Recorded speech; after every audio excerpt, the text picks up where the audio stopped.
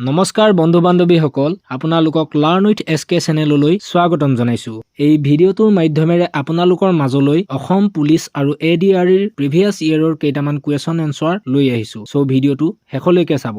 আজি ফাৰ্ষ্ট কুৱেশ্যনটো হ'ল the only Plato in Assam is, অসমৰ একমাত্ৰ মালভূমিটো হ'ল, ইয়াৰ শুদ্ধ উত্তৰটো হ'ল অপশ্যন বি কাৰ্বি মালভূমি। Next question to hold, in which year was the fourth oil refinery of Assam started at Numaligarh? কোন চনত অসমৰ চতুৰ্থ তেল শোধনাগাৰ নুমলীগড়ত সূচনা কৰা হৈছিল? ইয়াৰ শুদ্ধ উত্তৰটো হ'ল অপশ্যন বি 1999 চন।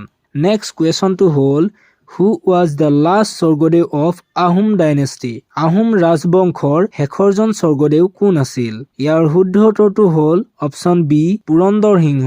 Next question to hold, Joydol was built in the memory of, Joydol কাৰ স্মৃতিত নিৰ্মাণ কৰা হৈছিল? ইয়াৰ শুদ্ধ উত্তৰটো হ'ল অপশ্যন এ জয়মতী কুঁৱৰীৰ। Next question to hold, where will the 2034 FIFA World Cup be held? 2034 চনৰ ফিফা বিশ্বকাপ ক'ত অনুষ্ঠিত হ'ব? ইয়াৰ শুদ্ধ উত্তৰটো হ'ল option C Saudi Arab. Next question to hold, the peasant uprising of Assam in 1894 took place at, 1894 চনত অসমৰ কৃষক বিদ্ৰোহ কোন ঠাইত সংঘটিত হৈছিল? ইয়াৰ শুদ্ধ উত্তৰটো হ'ল option C Patharughat. Next question to hold, which of the following is not an inert gas?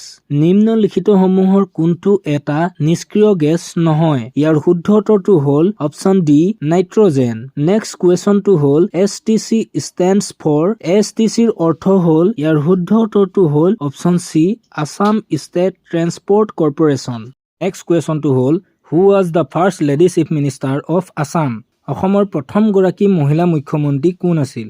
ইয়াৰ শুদ্ধ উত্তৰটো হ'ল option A Syeda Anowara Taimur. Next question to hold, during whose reign did the Chinese pilgrim Hiuen Tsang visit Kamrup? কাৰ ৰাজত্ব কালত চীনা পৰিব্ৰাজক Hiuen চাঙে Kamrup ভ্ৰমণ কৰিছিল? ইয়াৰ শুদ্ধ উত্তৰটো হ'ল option D Bhaskar Barman. Next question to hold, where is the police training college in Assam located? অসমৰ আৰক্ষী প্ৰশিক্ষণ মহাবিদ্যালয় ক'ত অৱস্থিত? ইয়াৰ শুদ্ধ উত্তৰটো হ'ল option C Dergaon. Next question to hold, who among the following was hanged in the Quit India movement of 1942? 1942 চনৰ ভাৰত ত্যাগ আন্দোলনত তলৰ কোনজনক ফাঁচি দিয়া হৈছিল? ইয়াৰ শুদ্ধ উত্তৰটো হ'ল option D Kushal Konwar. Next question to hold, the staple food crop of Assam is, অসমত প্ৰধানকৈ উৎপন্ন হোৱা খাদ্য শস্যবিধ হৈছে, ইয়াৰ শুদ্ধ উত্তৰটো হৈছে অপশ্যন এ ধান। Next question to hold, where is the গৰমপানী sanctuary located? গৰমপানী অভয়াৰণ্য ক'ত অৱস্থিত? ইয়াৰ শুদ্ধ উত্তৰটো হৈছে Diphu, Assam. Next question to hold, Assam has international boundary with which two countries? অসমৰ লগত কোন দুখন দেশৰ আন্তঃৰাষ্ট্ৰীয় সীমা আছে? ইয়াৰ শুদ্ধ উত্তৰটো হ'ল অপশ্যন এ ভূটান আৰু Bangladesh. Next question to hold, the largest river island in India is situated in, ভাৰতৰ বৃহত্তম নদী দ্বীপটো অৱস্থিত হৈছে, ইয়াৰ শুদ্ধ উত্তৰটো হৈছে অপশ্যন ডি অসমত।